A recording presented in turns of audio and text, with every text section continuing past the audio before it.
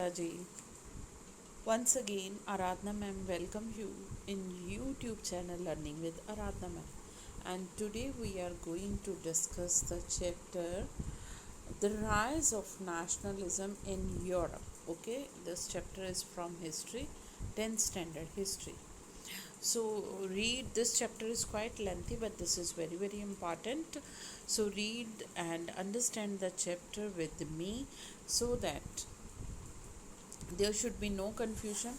Question जिस तरह से मर्जी आए you will easily attempt. Okay, if you understand the chapter properly. एक बार चैप्टर प्रॉपरली आपको समय लग गया, क्वेश्चन जैसा मर्जी आए आप लोग ईजिली अटैम्प्ट कर लेंगे. So without wasting time let's begin with the chapter. Okay बेटा, so our chapter begin with an 1848. 1848 ने फेडरिक सोरियो, ये क्या है? फेडरिक सोरियो एक फ्रेंच आर्टिस्ट है. इन्होंने प्रिपेयर की है series of 4 print visualise 4 paintings समझ लो.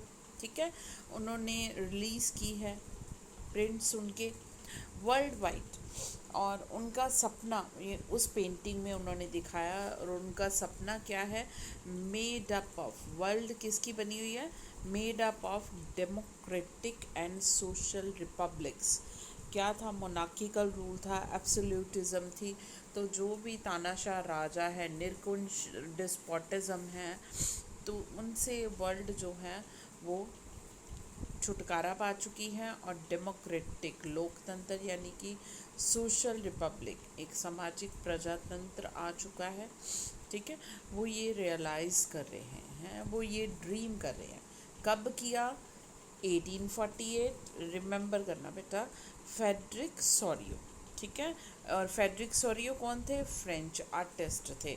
उन्होंने कितनी सीरीज़ की? 4 सीरीज़ की प्रिंट्स विजुअलाइज किया. What he visualize in his prints, क्या अपने ड्रीम में विजुअलाइज किया है? World made up of democratic and social republic. Okay बेटा, शैल वी मूव आगे. देखिए बच्चे, द फर्स्ट प्रिंट, जो फर्स्ट प्रिंट है सीरीज का, शो क्या कर रहा है? The people of Europe and America. Look at the painting firstly. ये देखिए बच्चे, पेंटिंग है कितनी लंबी, लॉन्ग ट्रेन की तरह लोग जो है चले आ रहे हैं यूरोपियन कॉन्टिनेंट और अमेरिकन कॉन्टिनेंट के. ओके, डिफरेंट कलर्स इन्होंने पकड़े हैं. कलर के फ्लैग्स है.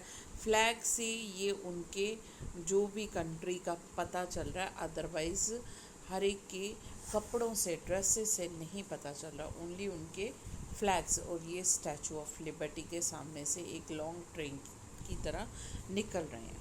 ओके, हाँ, लुक एट द पिक्चर और each and everything observe clearly. You may get any question from that painting also. Okay, so coming back to the chapter, हमने painting से दोबारा अपने चैप्टर की तरफ आ रहे हैं. First print, the first print of the series show the people of the Europe and America. First series जो है, कितनी सीरीज थी प्रिंट की? 4 सीरीज. 4 में से फर्स्ट प्रिंट में जो लोग हैं यूरोप अमेरिका के, man women of all the ages, हर एज ग्रुप के मैन वीमेन और हर सोशल क्लास के. ठीक है, समाज में रहने वाले हर कोई, marching in a long train, एक लंबी ट्रेन जैसे है वैसे चल रहे हैं. And offering homage to the Statue of Liberty. हर कोई स्टैचू ऑफ लिबर्टी को क्या है? एक श्रद्धांजलि. होमेज मतलब श्रद्धांजलि दे रहा है, उनके आगे से निकल रहा है. As they pass by it, और जैसे जैसे वो उसके पास से निकल रहे हैं. As you would recall artist of the time of French revolution personified liberty as a figure, female figure. आपने उस टाइम के आर्टिस्ट को रिकॉल, दोबारा से याद करिए, जो फ्रेंच रेवोल्यूशन के टाइम पे आपको पता है.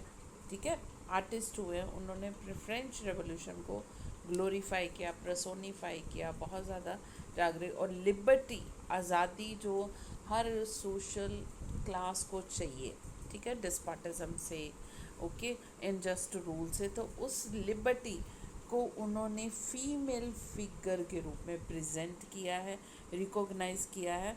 हेयर यू कैन रिकॉग्नाइज, आप लिबर्टी को रिकॉग्नाइज किया है उन्होंने टॉर्च ऑफ एनलाइटमेंट, ठीक है, उन्होंने ज्ञान की रोशनी पकड़ी हुई, टॉर्च पकड़ी, ज्ञान फैला रहे हैं।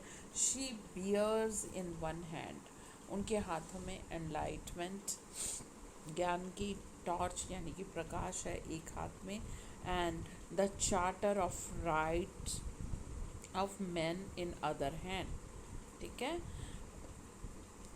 क्या है, what does the Statue of liberty carry in one hand and other, okay, in left hand she carry torch of enlightenment, you can see, and क्या है, charter of right of man, ये इन्होंने पकड़ा हुआ है अपने हाथ में। सो स्टैचू ऑफ लिबर्टी ने, लिबर्टी में ये जो है, यस बेटा, and on the earth in the foreground of the image lie the shattered remain of the symbols of absolutist institution।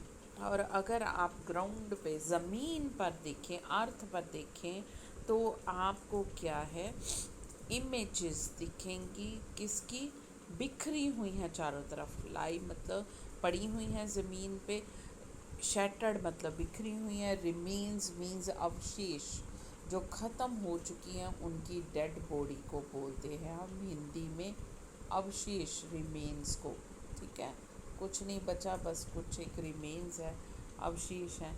और ये सिंबल जो थे, ये किस चीज़ का सिंबल थे, एब्सोल्यूटिस्ट इंस्टीट्यूशन, ठीक है, एक निरकुंश संस्था के, क्योंकि राजा भी अपनी मनमानी करता था, चर्च भी अपनी मनमानी करते थे, और कॉमन पीपल को हमने 9th स्टैंडर्ड में फ्रेंच रेवोल्यूशन में पढ़ा हुआ, ठीक है, कि कैसे वो टैक्स लेते थे, first second third state, first और सेकंड स्टेट कैसे सारे टैक्स लेते थे, ऐश आराम की ज़िंदगी बिताते थे, चर्च और किंग और सारे कॉमनर पीपल को काम करने पड़ते थे और टैक्स भी पे करने पड़ते थे, ठीक है। इन सरियूज ने क्या विजन किया है, यूटोपियन, यूटोपियन एक आइडियल सोसाइटी होती है, ठीक है, यू कैन चेक हेयर, यहाँ पे आपके साइड में दिया हुआ है, utopian is a vision, utopian एक विजन है, देखा जाता है, ऑफ अ सोसाइटी, कल्पना करना, you can say a society that is so ideal, इतनी आदर्शवादी सोसाइटी है, that is difficult, that is unlikely to actually exist, जो रियलिटी में एग्जिस्ट ही नहीं करती, इतनी आदर्शवादी समाज, सोसाइटी, ठीक है। तो सरयू जो हैं वो सरयू, ये इस तरह की सोसाइटी को विजुअलाइज, कल्पना करते हैं, सोचते हैं, people of the world grouped as distinct nation, ठीक है, एक ख़ास ठीक कंट्री से, नेशन से बिलोंग करते हैं, ये ऐसे दिखाई दे, आइडेंटिफाई थ्रू, लोग जो हैं वो अलग अलग, डिस्टिंक्ट मीन्स अलग अलग कंट्री से बिलोंग करते हैं, और ये आइडेंटिफाई, पहचाना कहाँ से जा रहा है, देयर फ्लैग्स, उनके झंडों से, ठीक है, क्योंकि सिविल ड्रेस तो सबने डाली है, आम कपड़े, बट वो पहचाने जा रहे हैं अपने फ्लैग से कि ये इस नेशन का, इस नेशन का, अलग अलग नेशन। नेशनल कॉस्ट्यूम, अगर उन्होंने अपने नेशनल कॉस्ट्यूम डाले उससे, लीडिंग द प्रोसेशन, जो ये शोभा यात्रा निकल रही है, जुलूस निकल रहा है, शोभा यात्रा, leading the procession they pass the Statue of Liberty are united, जो स्टैचू ऑफ लिबर्टी के आगे से ये शोभा यात्रा या जुलूस निकल रहा है, तो आगे यूनाइटेड स्टेट है, then Switzerland, by which this time were already nation state, ये उस टाइम पे नेशन स्टेट थे। फ्रांस जो है, France identify by the, France जो है identifiable by the revolutionary tricolour, France जो है वो रेवोल्यूशनरी, आपको पता है फ्रेंच रेवोल्यूशन हो गई थी 1789 में, और ये फेडरिक सरियो ने पेंटिंग बनाई है 1848 में।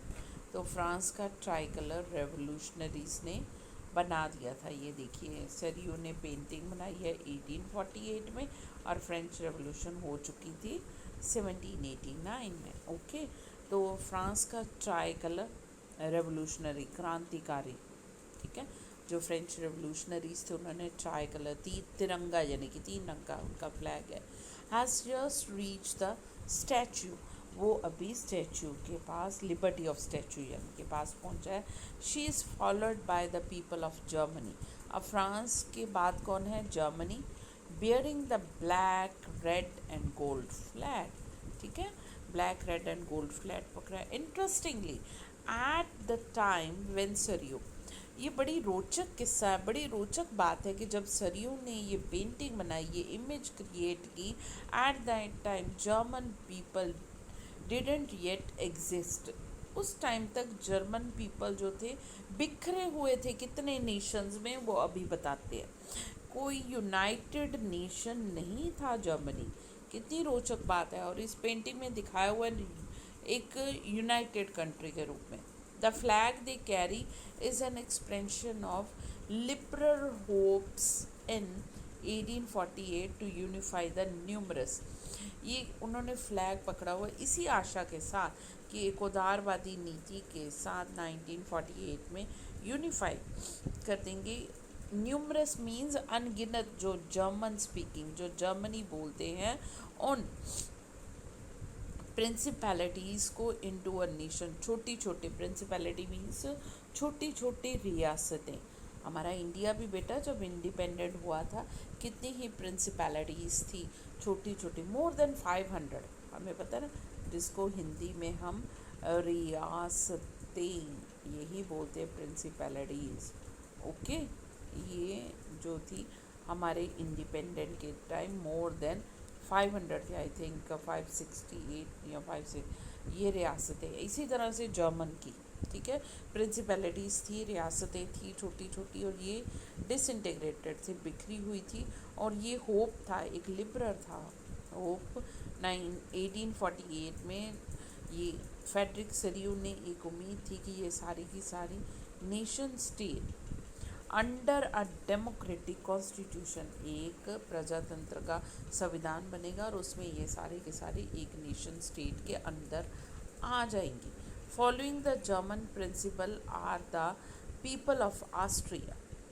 जर्मन स्पीकर जो हैं क्या है, कहाँ का, are the people of Austria, kingdom of two Sicily, Lombardy, Poland, England, Ireland, Hungary and Russia. ये जो है जर्मन स्पीकर पीपल, ठीक है, बिखरे हुए। फ्रॉम द हेवंस, अब हेवन से भी ऊपर से, यानी कि Christ, saint and angels gaze. Gaze मतलब टकटकी लगा के देखना, घूरना, इस सीन की तरफ देख रहे हैं, ठीक है, हेवन से, स्वर्ग से लगा लो आप। ये सारे angel, Christ, Jesus Christ, saint, angel, ये सब गेज मतलब टकटकी लगा के देख रहे हैं या घूर रहे हैं। They have been used by the artist, ये आर्टिस्ट टू सिम्बलाइज, आर्टिस्ट ने इन सबको, जीसस क्राइस्ट को, सेंट को या एंजल्स को इसलिए यूज़ किया है ताकि वो, ये एक प्रतीक है फ्रेटर्निटी का, यानी कि जो भी अमेरिकन, यूरोपियन जितने भी कंट्रीज़ हैं वो सिंबलाइज कर ले फ्रेटर्निटी, भाईचारा, सब क्या है, एक है among the Nations of the world. World के चाहे कॉन्टिनेंट अलग है, नेशन अलग अलग है, बट उन सब में फ्रेटर्निटी है, एक भाईचारा है। This chapter will deal with many of the issues visualise by Sorrieu. ये बहुत से इश्यूज इस चैप्टर में डील करे जाएंगे जो सरियो ने विजुअलाइज किया है, कल्पना की है या प्रदर्शित किया during the 19th century. 19th century में नेशनलिज्म जो था, राष्ट्रीयता जो थी, वो इमर्ज हुई एज ए फोर्स, एक ताकत के रूप में उभरी, ठीक है। और ये जो थी which brought about sweeping changes, बहुत से पॉलिटिकल और मेंटल चेंजेस लेके आई है यूरोप में। सबको स्वीप, साफ कर दिया, जिसको हम लोग कहते हैं झाड़ू लगा दिया, जो पुरानी ट्रेडिशन थी, ठीक है, सबको सफाई कर दी उसकी, जो राजा का था, प्रज ओके, एब्सोल्यूट मोनार्की थी वो सब।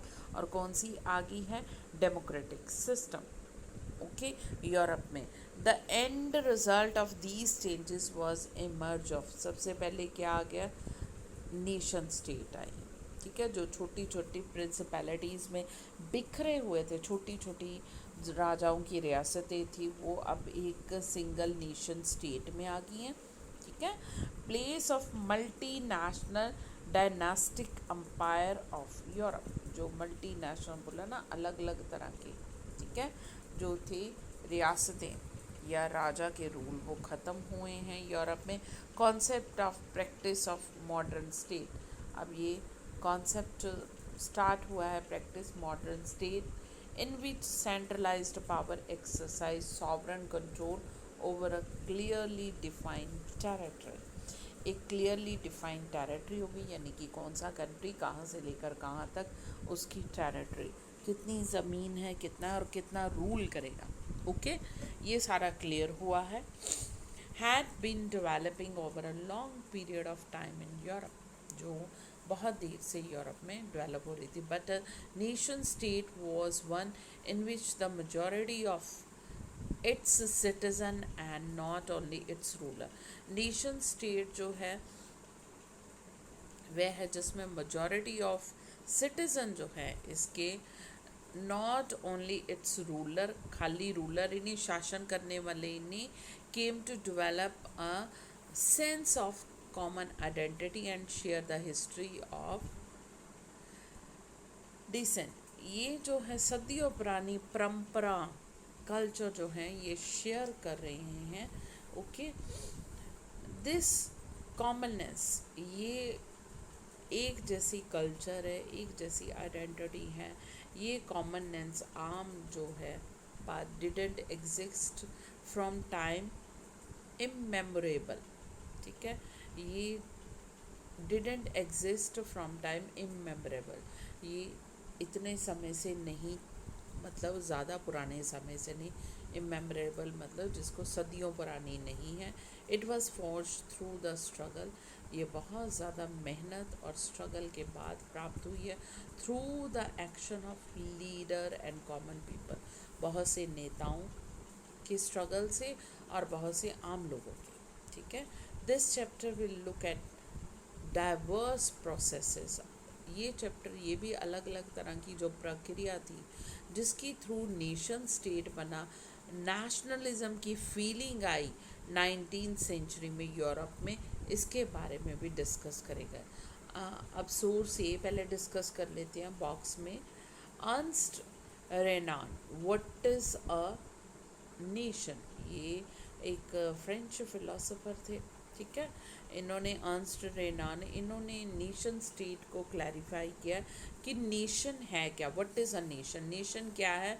इन a lecture delivered at university of Sorbonne in 1882, 1882 में सरबोन यूनिवर्सिटी में अर्नस्ट रेनान ने एक लेक्चर दिया है किसके ऊपर, व्हाट इज़ नेशन, नेशन क्या है। फ्रेंच फिलोसफर ये थे, कब से कब तक, 1828 to 1892, okay. Outline his understanding of what makes a nation, और इन्होंने अपनी जो समझ है नेशन क्या कैसे बनता है उसके बारे में लेक्चर दिया। The lecture was subsequently publish as a famous essay entitle, ये लेक्चर जो था, भाषण आप कह लो, एक संबोधन कह लो आप, सब्सिक्वेंटली मीन्स बाद में, पब्लिश हुआ है एक फेमस एसे के रूप में, और जिसका टाइटल था व्हाट इज़ अ नेशन, ठीक है। और फ्रेंच वर्ड क्वेस्ते क्वेने nation, okay. So what is nation, इसके थ्रू ये बाद में, सब्सिक्वेंटली मीन्स बाद में ये फेमस हुआ है और पब्लिश हुआ है, ओके बेटा। इन दिस एसे, इस एसे में रेनान क्रिटिसाइजेस, आलोचना करते हैं किसकी, नेशन सुजेस्टेड बाय अदर, जो दूसरे सुजेस्ट करते हैं nation, that a nation is formed by a common language, nation जो है वो एक कॉमन लैंग्वेज से बना है, एक common race, religion, territory. Nation कैसे, एक जिसकी सारे लोग कॉमन टेरिटरी शेयर कर रहे हैं, कॉमन लैंग्वेज शेयर कर रहे हैं, वहाँ पे रहने वाले, एक सबका रिलीजन, ठीक है, सब कुछ सेम है, वहाँ पे रहने वाले लोग ये नेशन बनाते हैं। A nation is a culmination of a long past of endure sacrifices and devotion. Nation जो है वो बहुत लंबे समय से चली आ रही एक सुप्रीम सेक्रीफाइस की, डिवोशन की एक प्रकाष्ठा है, परम सीमा है, ठीक है, जो कल्मिनेशन मीन्स परम सीमा है, जिस पे पहुंचता है, हीरोइक पास्ट है, जिसका बहुत बहादुरी वाला, वीरता से भरा हुआ एक इतिहास है, महान ग्रेट मैन, ठीक है, ग्रेट मैन है, ग्लोरी, शानदार ग्लोरी है उसकी, that is the social capital upon which one basis a nation idea, ठीक है, ये एक नेशन आइडिया जिस पे बनता है, to have common glory in past, और पास्ट में भी एक कॉमन ग्लोरी है, to have a common will in the past, ठीक है, प्रेजेंट में भी एक इच्छा है सबकी, एक खास टेरिटरी में रहने वाले लोगों की, to have performed great deed together, इकट्ठे मिलके महान काम करना, wish to perform still more, और इच्छा होनी और ज़्यादा अपने नेशन, अपने लिए करें, ठीक है, अपने लोगों के लिए करें, दीज आर असेंशियल, और ये एक ज़रूरी कंडीशंस है, शर्तें हैं ऑफ बीइंग अ पीपल, जो लोग एक टेरिटरी के अंदर, फिक्स टेरिटरी के अंदर, यानी कि नेशन के अंदर रहते हैं, nation is therefore large scale solidarity, its existence is a daily plebiscite, ठीक है, इसका जो एग्जिस्टेंस है, ये जो है,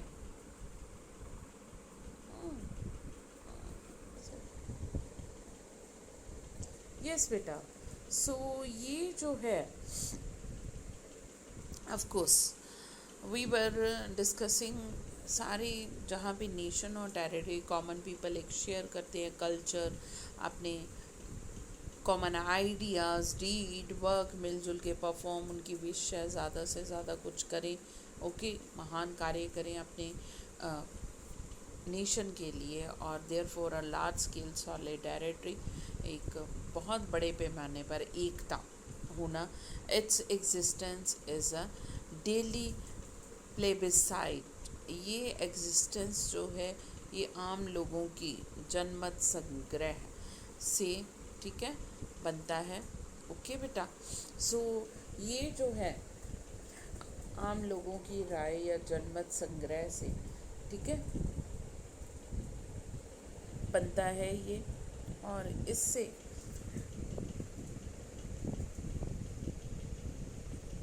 ओके, हाँ जी, जनमत, प्लेबिसाइड मीन्स जनमत संग्रह, आम लोगों से राय पूछना किसी इम्पॉर्टेंट इशू के ऊपर, ओके, ये आपके इम्पॉर्टेंट वर्ड्स में भी है, और ये भी आपको क्वेश्चन आ सकता है। A province is its inhabitant if anyone has the right to consult, जो प्रोविंस है, राज्य है, स्टेट है या कंट्री है, और वहाँ के रहने वाले लोगों को, ठीक है, कंसल्ट किया, if anyone has the right to be consulted, अधिकार है कंसल्ट किया जाए, it is the inhabitant, a nation never has any real interest in annexing or holding on to the country against its will, nation क्या है, एक country ऐसा जो किसी की इच्छा के बिना किसी दूसरे कंट्री पर कब्जा ना करे, उससे कुछ छीने ना, ओके, उस पर होल्ड ना रखे, the existence of nation is a good thing, nation का एग्जिस्टेंस होना बहुत अच्छी बात है, एक ज़रूरी नेसेसिटी भी है, ज़रूरत भी है, even there existence is a guarantee. Nation का एग्जिस्टेंस होना एक गारंटी है किस चीज़ की? लिबर्टी की, आज़ादी की, विच वुड बी लॉस्ट, ख़त्म हो जाएगी if the world had only one law and only one master. Nation की थ्योरी ख़त्म हो जाएगी, नेशन ख़त्म हो जाएगा अगर पूरी दुनिया में एक ही लॉ है और एक ही मास्टर है। Getting my thing? Decentralisation of power होना ज़रूरी है। अब मैंने प्लेबिसाइट मैंने आपको पहले ही कहा था, इम्पॉर्टेंट टर्म, इम्पॉर्टेंट वर्ड है, ये आपको आ सकता है question. Direct vote by which all the people of a region are asked to accept or reject the proposal.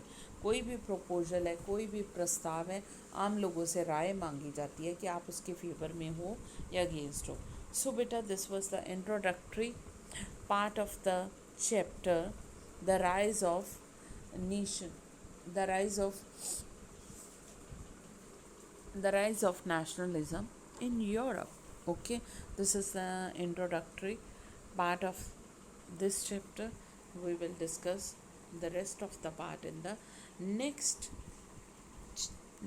video. I hope you understood each and everything is clear to you and understood each and everything, but still you have any problem, send me your problem in comment section.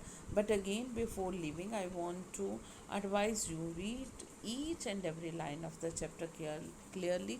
You will not get any problem in the exam. That's all from your Aradhna.